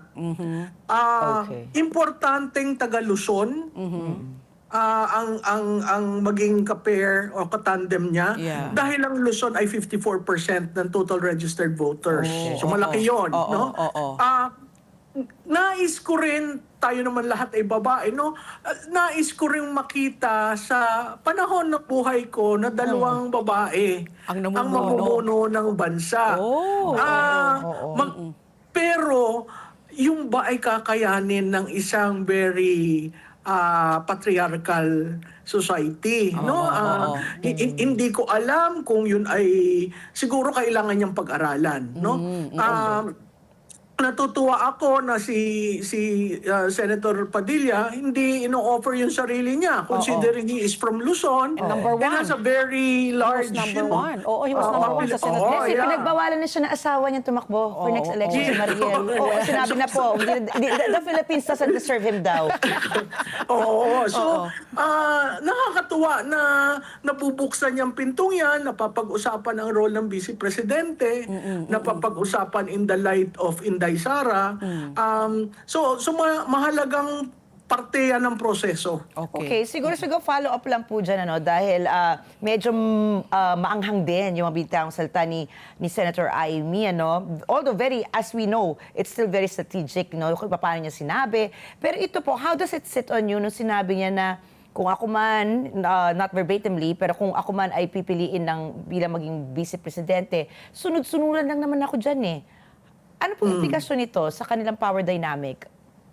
Well, I think ang isang Marcos mabigyan ng pagkakataon uli sa national, susunod lang siya talaga kay Inday kasi makikita mo there are two strong-willed women. They know their place under the sun. Nobody can tell them, you do this, you do that. You will have to fight it out with them for them to even consider, oh, you have a point. So, ganun yung power dynamics nila na minsan, pag pumasok ka sa room na nandun yung dalawa, parang na-overwhelm ka kasi... Very strong, Alpha females. Di ba? So it doesn't mean naman po na, it doesn't mean literally na magiging sunod-sunod lang po si Amy pag siya ay naging vice-presidente. Because it doesn't, to be honest po, it doesn't sit well with some of the constituents nga. Nung sinabi po ni Senadora Amy na, sunod-sunuran lang ako yan. Ano po yun? Parang, ano ka lang, puppet ka lang? Ganun po ba implikasyon nito? Naku, si Senator Amy pa. Ayun na nga, di ba? Ang tapang na babae. Niya yung kapatid niya na presidente. Ayun na nga, walang tao. Walang tao. Unang-una, mas may edad siya. Mas may experience siya. Ang foreign policy is very important to any administration. So, yung sunod-sunuran, ang tingin ko, ang pagkasabi niya noon ay on major issues, susunod ako. Pero nasa execution yun, kailangan mo rin na magaling na implementer. Hindi lamang ideas, hindi ideation, hindi pero yung magaling mag-implement. Yun ang nakikita kong problema nitong administrasyon na to. Kailangan magaling mag-implement at talagang nakakarating sa taong bayan. So, Ms. Malu, ito ang aking katanungan. Nagdeklara na si VP Sara.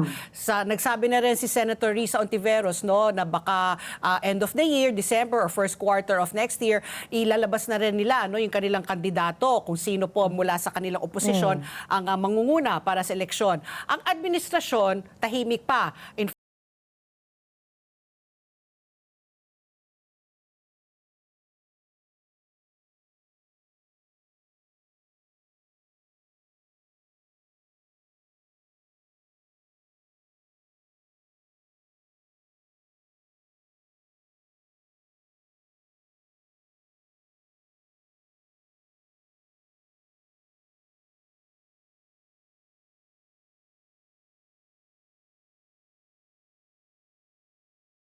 Maraming mga haka-haka o ito Pero do you think whoever that administration candidate is, kiss of death? Well, oo. Naniniwala ako na kiss of death yan for the simple reason na base against the survey, yung endorsement factor ng presidente mahina. So, critical dun sa mapipili na dapat magpalakas siya at talagang sariling sikap niya. Pangalawa, sa tingin ko yung early declaration ni VP Inday forces everyone to come up with their own candidate. Napaaga, pero mapipilitan ka kasi sasabihin, ano naman yan, 10 buwan, si Sara lamang ang pinag-uusapan natin, hindi maglagay na tayo ng kandidato.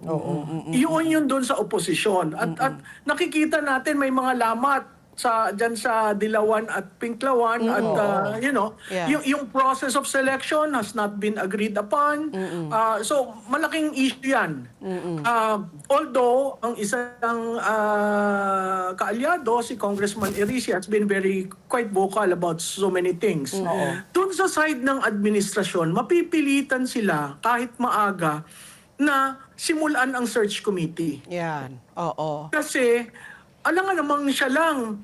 Hindi tayo haharap dyan. Hindi tayo sasama. Di siya ang balita ng 10 buwan nitong 2026. At isa pang aspect mapipilitan sila kung ba yung ng ating several candidates para basagin si Inday Sara. Yung boto, no? So, maraming dadating na mga instances dyan na katulad nga kagabi, may meeting agad tungkol dun sa announcement. So, makikita mo yung reaction. Nagsascramble na. Nagulantang yata sila. Nagulantang, nagsascramble na. Kasi parang nakikita nyo ho ba rin, may follow-up question there, Ms. Malu, is do you think there will be less presidential candidates? Kasi noong 2022, ang daming tumakbo eh. Nandyan po si Marcos, nandun si Chis Escudero, nandun po sino pa bang mga tumakbo? Parang mga 6 o 7 yata mga presidential candidates. Ngayon ba nakikita ninyo mas magiging kumbaga si VP Sara yung malakas na contender as of now, tapos ilan lang ang kanilang opposition ang lalaban sa kanya para hindi po kalat yung boto. Kumbaga, 'di ba? 'Di ba? Kasi kung 10 yan, tapos isang matinding malakas, baka she will get 60% or more. And then if you have a lot, 'di ba? Edi babasagin mo imbis na you get, let's say, 30-40%, you'll have to settle for 5-10 because you have to Ayun yung divide nangyari it. the last elections, you have to diba? divide it. I would also like to add on Patty's question po, no? Kasi, do you think that because of the declaration at sabi nyo nga, nagkakawatak-watak, may factions po sa Dilawan at Pinklawan, tingin nyo po, meron bang mabubuong political alliance dito? Okay. Yung kay Pat, mahirap na marami. Kasi lalabas tayo plurality, Yes. no? Mananalo. Mahalaga ang majority kasi napakadami mong babaguhin at ang daming problema na kung sino man mananalo. Ako ang nakikita ko sana maging one-on-one Yan. para klarado ang mandato. At kung maging tatluhan, sana yung pangatlo hindi yon surrogate ng administrasyon. Okay? Yung pinatakbo At lang. saka Pat, just an aside, maraming tumatakbo dahil maraming gustong magkapera. Yes, Hindi naman sila gustong At manalo, di ba? fundraising, correct. Ngayon, doon sa tanong ni Ricky, yung alliance building, mahirap magkaroon ng alliance ang grupo ni BP Inday dahil anti-Marcos na sila eh. Yung kapila, hindi naman, yung Pink at saka Dilaw at saka Makabayan, hindi naman nagsasabing may mali dun sa nangyari sa nawawalang 1.5 trillion. May mali dun sa PhilHealth, may mali sa PDIC. Wala man sila sinasabing ganun. So paano, siguro yung ground rules, ano ang pagsasamahan natin in an alliance. Pero hindi ko sinasabi, Ricky, at alam mo yan, hindi ko sinasabi na hindi posible. Ang problema mo, si BP Inday ay politikong iba. Hindi siya mag-enter into an agreement na hindi niya pinaniniwalaan. Yun yung problema doon. Ako, Miss Maluha, correct me if I'm wrong, my impression, ako nung nabalitaan ko, sabi ko, because she declared so early, baka ngayon may time, may sapat na oras ang administrasyon na talagang ituluyan yung impeachment complaint. Alam naman natin, pagdating sa Kongreso, hawak pa rin po ng administrasyon, karamihan po sa kanila. Sa Senado, medyo ganyan kasi nga parang 15-9, di ba? Ang ang minority at ano. But if ever ma-impeach po, umakyat po sa Senado at magkaroon po ng hearing at masabihan kung sakaling mga guilty po, hindi na po makakatakbo, di ba? She is barred for life from running for public office. So that also diminishes her chance of running. Tama naman yon, no? Pero ang nakikita ko sa House pa lamang, bago nung announcement may 106 na susuporta sa desisyon ng Committee on Justice. Oo. Karamihan yan party list at Northern Luzon. Oo. Okay? At ang plano ay 2 months na i-demolish si BP at pag talagang pulp dry na, iaakyat sa Senado. Meron siyang option to resign. Pero knowing ibang ang klaseng politiko, sa tingin ko, he will go through the ringer. She will stick it out, Yes. So, ang pagkakaiba ng announcement na ginawa, noon dati sa impeachment, defendant siya. Di ba? Ngayon, dahil sa announcement, yung arena na bago. She's now the front runner for 2028. And when you talk to politicians, would you vote for someone who is the front runner? Parang ano, diba? dito Alam mo, ang parang politicians- follow the leader kung sino ang mga nangunguna, di ba? Ang politicians kasi, sorry for the term, they're very rational animals. They will decide accordingly what will make me win. Pero sinasabi ko rin na ang 2028 is an anti-incumbency campaign. Bakit anti-incumbency? Incumbency, Kasi ang tao ayaw sa nagnakaw o na benefited from the flood control anomalies. Yeah. Tandaan natin na yung pagdating ng summer ng 2028, dadaanan pa natin ang maraming bagyo. Correct. At ang- Maalala natin, At ang ghost projects o substandard, that is testimony to them na ang ating nahalal, linoko tayo. Correct. So it's really an anti-incumbency.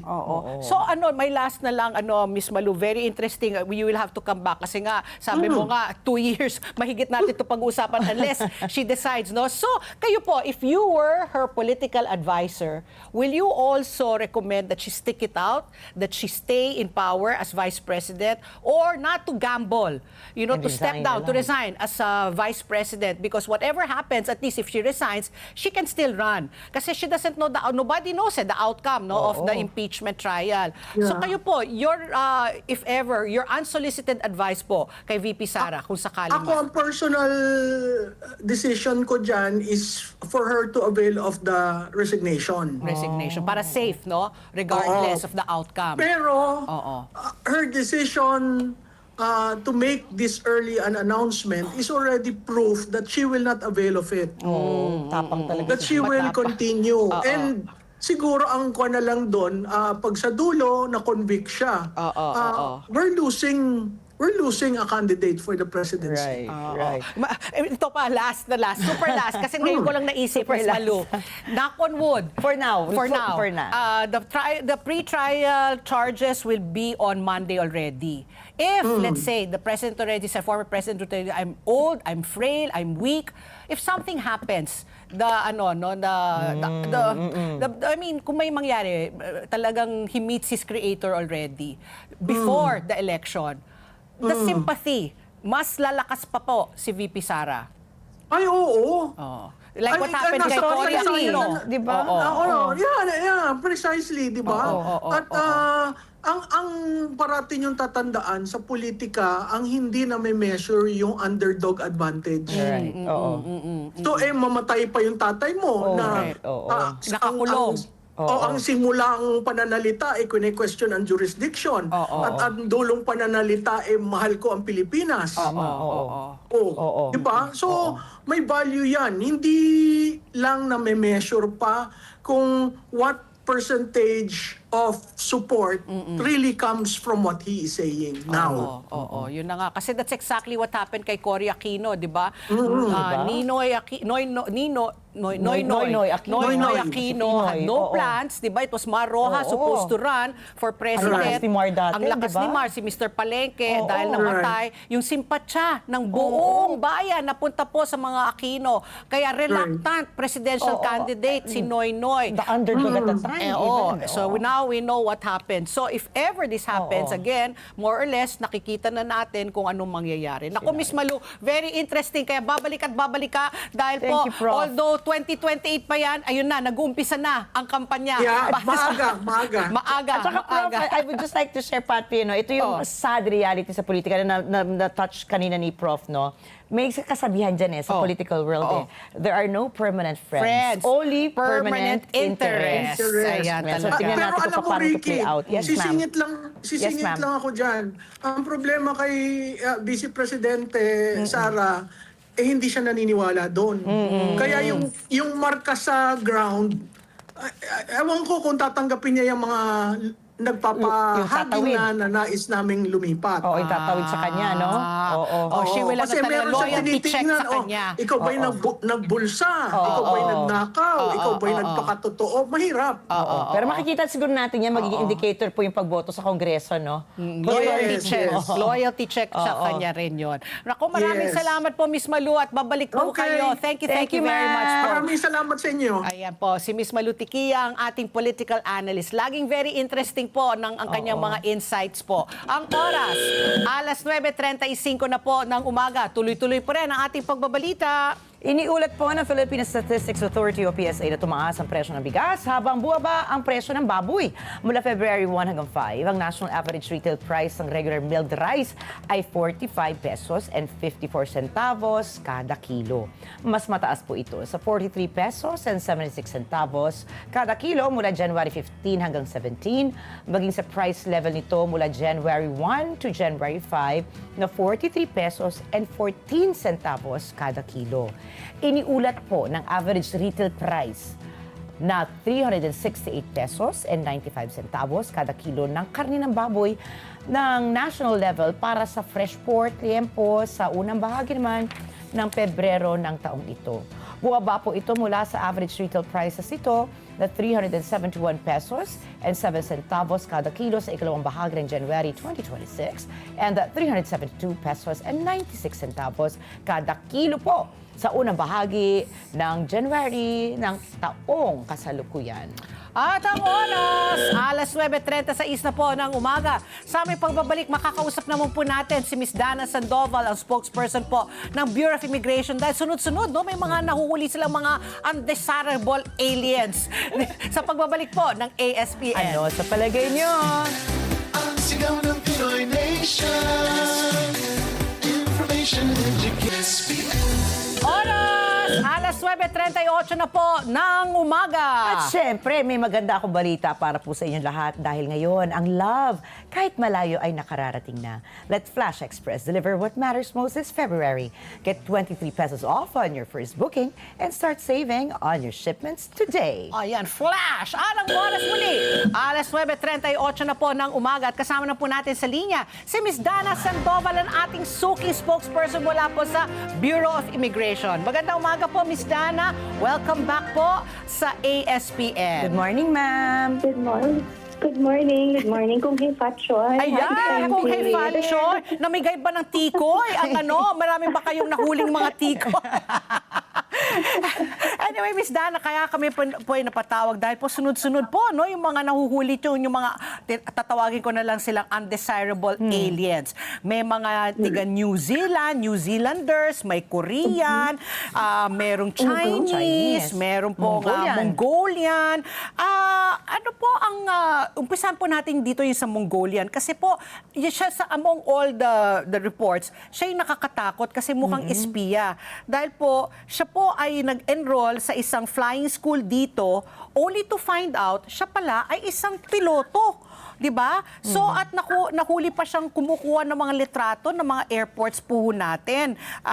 Pakikwento, sinong nagsumbong? Bakit naging kahina-hinala ang galaw po nitong si Bold Batar Bold Erdene, 30 years old, Mongolian national and a graduating pilot student of itong flying school po dito? Yes, actually, hindi lang po ito effort ng Bureau of Immigration. Ito po ay joint effort ng different intelligence agencies ng ating national government, including the Armed Forces of the Philippines po, pati mga iba't ibang intelligence agencies. Kasi ito po talagang minamanmanan ng government intel natin because of his suspicious background. Ito pong taong ito ay nag-enroll sa flying school despite being a jet fighter pilot on Kaya the nga, A jet fighter pilot. His studies was sponsored by the Chinese government. Ito pong taong ito ay may strong affiliation sa Chinese government. And there was evidence po na nakita ang ating intelligence agencies na ito po ay nagkukuha ng photos doon po sa Zambales area, which is very near yung mga contested areas po natin. So, ito pong background nito, saka yung movement po nito, inconsistent dun sa pinipresenta niyang pagkatao niya. Naku, oo nga naman, ikaw ay jet fighter pilot, bakit ka pa mag-enroll dito, di ba, sa isang flying school? Baka gusto niya ng double master's degree. But anyway. So, Ma'am Dana, paano po siya nakalusot sa BI? Di ba, wala po ba tayo? Halimbawa, syempre, nag-enroll yan. Nagsumite yan ng mga dokumento niya para makapag-enroll siya sa anumang institusyon dito sa Pilipinas. Wala po ba tayong safeguards in place? Halimbawa, para sa mga aliens po, before we decide that, hey, it's undesirable, before it's too late. Ayan na, nakapagpa-picture na, napadala na po yan sa China. On paper po, yung mga ganito pong mga tinuturing natin, may mga suspicious or espionage activities dito. On paper, kumpleto po yan ng dokumento. So, when you look at their documents, it's perfect. Wala kang iisipin hindi maganda sa mga ito. Kasi that's the whole point of them being undercover. But their actual activities are different than what they are presenting. That's when the government intelligence comes into play. Kasi yan po, syempre, because they have complete documentation and they seem at face to be normal students when they enter, yung activities nila dito, yun po ang minamanmanan ng government intelligence natin. And yun po, nung nakita na he presented himself as a regular student, pero he was doing something else. That's why there was action taken already. Don't you think po this should be a lesson also that we have to implement stricter rules already? Halimbawa po, pag tayo ay nag-apply ng US visa, may interview po yan. Tayo po ba walang ganitong protocol? Halimbawa sa pagtanggap po ng mga aliens sa ating bansa? Meron naman po. We have our safeguards in place. Ito po ang sinisigurado natin. Kompleto rin po ng mga documentation, documentary checks. We also have interagency actions when it comes to students. Their actual activities po yung makikita natin when they already enter the country. Yung kanilang intent kasi is different from their documentation. And with the actual activities po, meron tayong joint efforts with military intelligence, government intelligence agencies para makita po yung movement nila yan. Per barangay yan, hindi lang po yan centralized in Metro Manila, but dun sa even the smallest barangay, meron tayong mga naka-embed na mga intel agents that nag-monitor kung ano po yung pinagkagagawa nitong mga foreign nationals na ito that might be posing as regular individuals. So, Ms. Dana, yung status na niyo po dito, nasaan na po siya? Siya ba'y nakabalik na ng China? How long was he here for? How long, how many, nag-graduate ba niya? Natapos ba niya yung kanyang flying course bago po siya nahuli? Ano yung estado na niya before we go on to the other cases po? Hindi pa po. Nandito pa po siya. It's undergoing din po ng investigation ng government intelligence forces po natin. But habang ginagawa po yan, siya po ay nasa ating holding facility in Camp Bagong Diwa. Ito po ay, siya ay parang second sem na niya in his flying school. So he was set to finish yung kanyang scores. Nung na-monitor siya na may iba na siyang ginagawa, parang hindi na siya nag-aaral. Siguro nung unang SEM, aral-aral muna, kunwari. Tapos nung second SEM, nung mukha na akong legit student, saka na siya may mga suspicious activities. That's why nag-swoop in na po ang Intel natin. So, ang Chinese embassy ba ay pumasok na, nakausap na siya? Kailan po natin maasahan na siya po ay makakabalik na po sa China? It's an urgent matter for us, pero inuuna po natin yung investigation ng ating government intel ng AFP kasi baka meron pa pong mga cohorts ito or may makuha pang ibang information as to his activities or his links kung sino po ang kanyang mga, kumbaga, kung sino ang nag-arrange nitong kanyang mga activities na yan. So ma'am, ano po yung halimbawa? Makita nga na mayroon nga siyang kakuntsaba, cohort, marami pang ibang impormasyon. Ano po yung worst case scenario po para sa kanya? Is it just deportation? Kasi parang yung kay Vitali dati, di ba? Bakit siya ide-deport? Kailangan niya magbayad ng utang dito, magkaroon ng accountability. For example, for him po and other undesirable aliens, what can be the worst case scenario kung mapatunayan talagang meron po sila nilabag na krimen? Ay, ganun din po. Kakasuhan din po yan ng ating local law enforcement if nakita na meron pa siyang ibang activities at talagang napatunayan na siya ay may relation, may espionage activities po. There is clear and strong evidence against him, then definitely po, hindi lang yan deportation. Kasi deportation, he will be getting out scot-free. Pagka dineporte, parang uwi ka lang sa inyo, bye-bye, ganun lang. Pero pag humarap yan dito at kinulong natin dahil sa mga pinanggagawa niya, then it will serve as a big lesson that we do not tolerate such activities here in the Philippines. So that goes without saying na blacklisted na siya, no? He cannot come back here to the Philippines after his deportation. Yes, as part of the deportation, blacklisted po siya, meaning hindi na po siya maaaring makaset foot dito sa bansa natin. Ito, Miss Dana, moving on to another case po, no? Itong mga New Zealander tapos mga Korean, nung binabasa ko po, sila po ay linked, no? Itong South Korean was linked to a telecommunication-based financial scam. So parang may Interpol notice na sa kanya. Ito rin yung mga New Zealander na part of a motorcycle group. Sila po ay kasama dito sa Hells Angels at meron din Hells Angels pangalan pa lang, 'di ba? Ayaw na natin yung mga ganyan mga pangalan. Paano po 'yan? Meron silang Interpol pero nakakapasok pala sila dito sa Pilipinas bago sila umalis doon sa port of departure nila, port of origin. Hindi ba sila nafa-flag ng mga bansa na 'yon at nakakalipad pa sila? Yes, hindi po sila napag-flag doon and sadly, kadalasan po sa mga ganitong cases ng pugante sila, they are already out of their countries bago pa man na-file ang kaso. Kung problema po natin yan dito, problema din po yun sa ibang bansa na hindi agad na-file or hindi agad umaandar yung mga kaso nila. So the warrants, the supposed warrants come in too late and the suspect has already fled the country and some of them go to the Philippines kasi visa-free po tayo for 159 nationalities.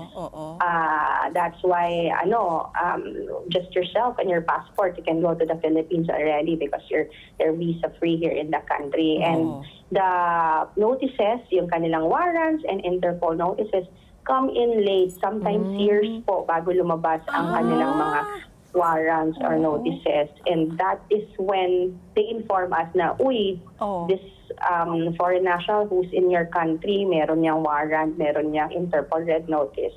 So saka po natin nahanapin yan dito sa bansa natin, knowing the new information na siya po ay may warrant pala.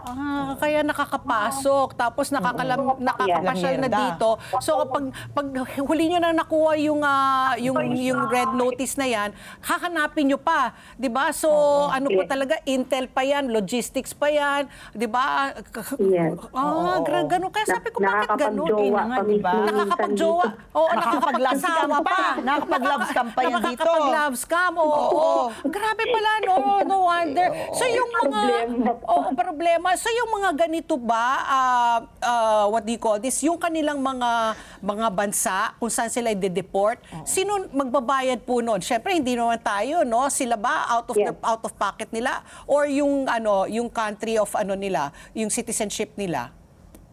Normally po, it's the individual, the deportee, who's supposed to shoulder the costs for their deportation. So lahat ng paperwork, it's under their cost, their flight ticket palabas po ng bansa, that's under their, sa babayaran po nila yan. Pero, kung wala po, it's their embassy na provides assistance or that's lalo na yung mga ganitong pugante kasi yung kanilang bansa ang may kinakailangan talaga na makuha itong taong ito para harapin niya po yung case niya doon. Pero ako personally, hindi ako agree na dapat i-deport agad. Dapat managot sila sa batas natin sa Pilipinas para matuto sila na hindi pwede. Kasi tama po, according to the United Nations data, Southeast Asia, including the Philippines, ay hotspot ngayon ng mga ganyang pugante, di ba? So, kasi visa-free. Yes, visa-free. So, ang tanong ko po dito nga, ano po bilang halimbawa, sabi nyo nga, they can integrate themselves into the society. Nakakapag-jowa nga, sabi nyo, di ba, nakakapag-asawa pa.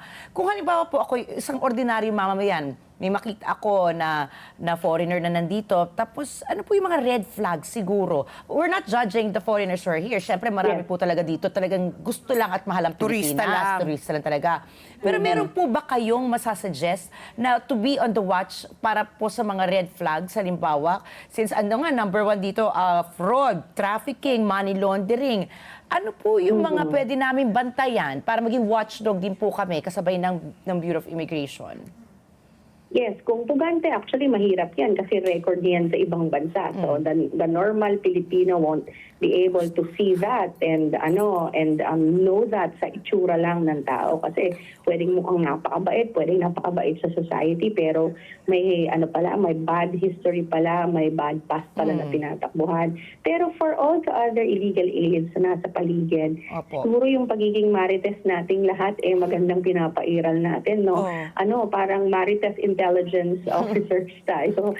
Para when we see a foreign national, halimbawa, alam natin na foreigner ito, pero gumagamit siya ng Filipino name and is presenting himself as a Filipino. Pero alam natin, pagdating pa lang niya, na siya ay foreign national. Suspicious na po yan. Suspicious dapat kung jujuwain ka kaagad-agad. Ipa-BI mo, background investigation. Tapos uutang sa'yo kaagad. Nako, super red flag yan. Saka yung mga yung mga nagtitinda ng in retail na mga foreigner, bawal po yan. So agad yan. Suspicious agad mga yan. nagtatrabaho. O kaya po yung mga if merong parang mga nagtatago sa isang building, sa mga unit na mga condominium na parang grupo ng mga foreign national na hindi lumalabas at nagtatago lang doon. Suspicious na po yan kasi it could be a Pogo Hub, a mini Pogo Hub that they're doing there. So, na-appreciate po natin kung i-report ito sa Bureau of Immigration kasi malaki pong tulong ito. Of course, hindi natin basta-basta pwedeng pasukin yung mga condominium at maghanap-hanap dyan, magkatok-katok. Pero yung pagiging marites po ng ating ilang mga kababayan ay maraming times ay helpful sa ating intelligence work when we get information on the ground about possible illegal activities of some foreign nationals. Nako, okay, sige. Pero dapat nga feeling ko nga may nagtip May nagtip pa sa BI tungkol doon. Para siguro isang piloto yon. Siguro yung kasama, di ba, pag flying school ka, yung katabi mo, sabi niya, bakit nagpipicture? May partner, bakit nagpipicture? Sumbong ko nga ito sa BI. Sumbong ko nga kay Miss Dana. O kaya bakit ang galing bigla nang mag-turn, di ba? Kala ko magka-level lang kami. Oo nga, magka-level. Yung pala, fighter jet. Pa di ba? Kaya niya magpaikot-ikot parang Tom Hanks sa Top Gun. Di ba? Tom Cruise. Tom Cruise, Tom Cruise, sorry. Ako, maraming salamat po, Miss Dana. Thank you, At ma'am. maraming salamat sa inyong serbisyo. Oo, kasi nga, very masipag. Maghuhuli-huli ang BI ng mga illegal aliens na yan. Saka yung mga, sabi nga, ang the best CCTV ngayon sa barangay, ang mga marites. Marites, Oo, oo. yan, pag meron po kayong suspicious na nakikita na... Isumbong nyo kaagad kay Miss Dana. Ayan po. Maraming salamat po, Thank Miss you, Dana, ma'am. sa ulitin po.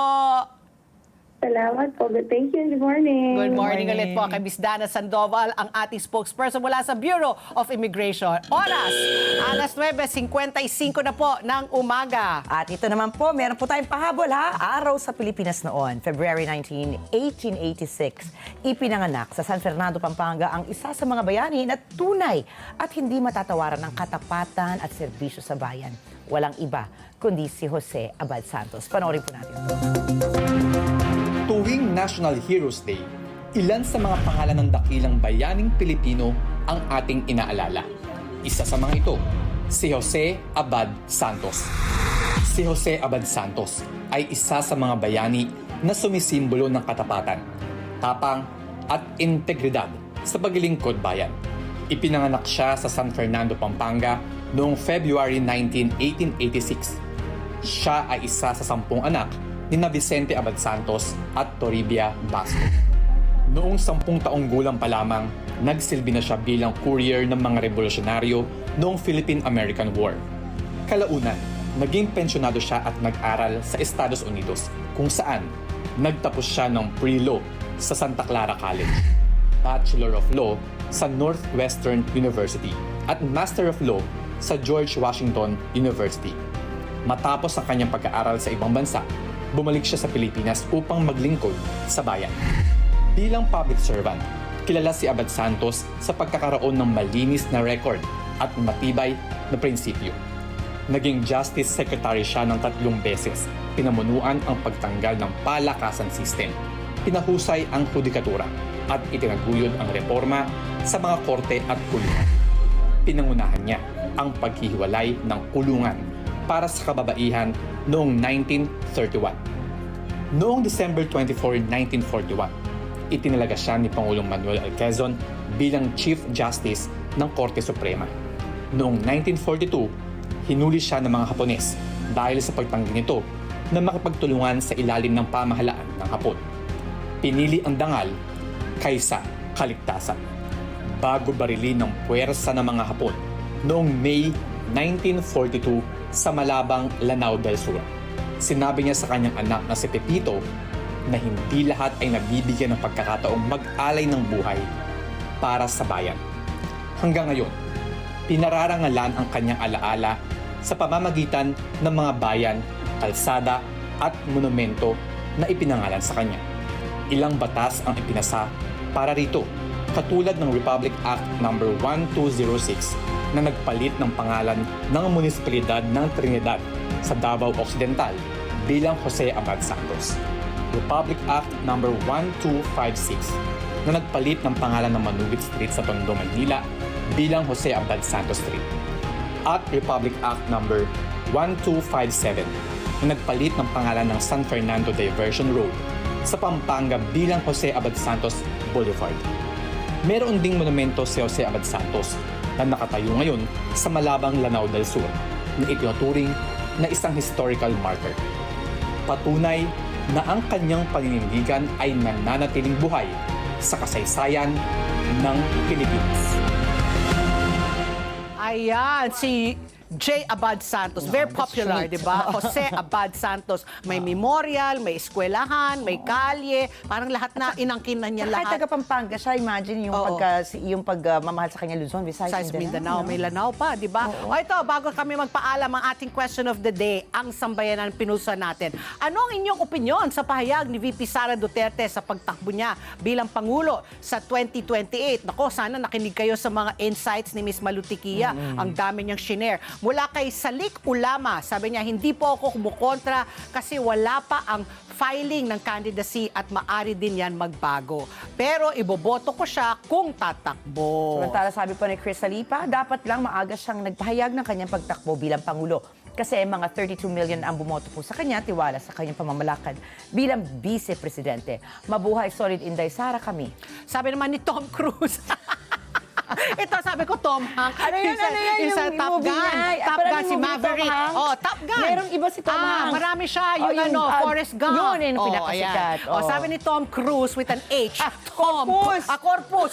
Tom Corpus. Pwede naman, sabi niya. Pero dapat harapin niya ang mga inaakusa sa kanya. Oo, but let's not forget, talaga marami pa rin supporters si VP Sara. VP Sara. So, oo. Interesting dyan yung kanyang vice presidential candidate at mga senador na tatakbo sa ilalim Interesting niya. din yung sinabi ni Professor Malino. Talagang she's not the same mold of a politician as the rest. So, she has a mind of her own. Very diba? interesting po yan. Sabi nga ng tatay niya, huwag ka nang tumakbo. Oo, Ayaw diba? niya. Oo, hindi nakikinig. Tapang nga tao. Oo, sutil na bata.